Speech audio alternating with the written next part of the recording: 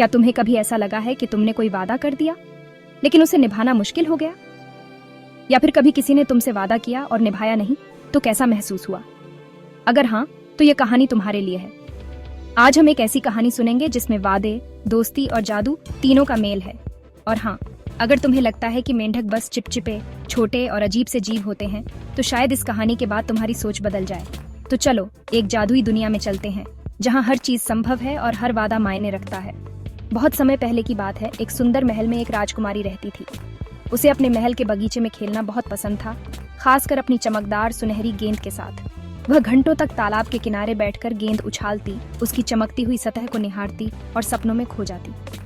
एक दिन खेलते खेलते उसकी गेंद अचानक उसके हाथ से फिसल गई और सीधे तालाब के गहरे पानी में जा गिरी। राजकुमारी घबरा गई, क्योंकि वह गेंद उसकी सबसे प्यारी चीज थी। तभी पानी में से एक हरा छोटा सा मेंढक उभरा। लेकिन यह कोई साधारण मेंढक नहीं था, यह बोल सकता था।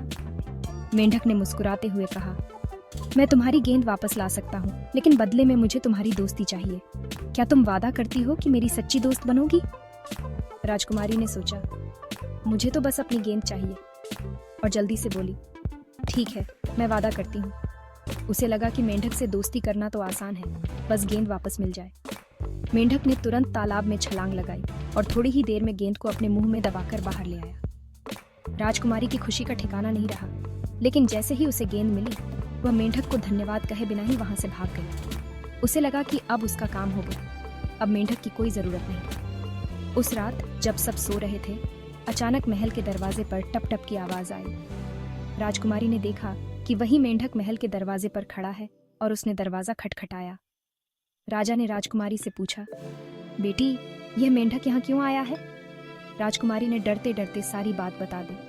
राजा ने गंभीरता से कहा, अगर तुमने वादा किया है तो तुम्हें उसे निभाना चाहिए। एक सच्चा राजा या रानी वही होता है जो अपने वादे पूरे करे।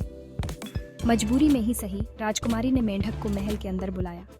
उसने मेंढक को अपने साथ रात का खाना खाने के लिए आमंत्रित किया। शुरू शुरू में उसे अजीब लगा, लेकिन धीरे धीरे वह मेंढक की बातें सुनने लगी।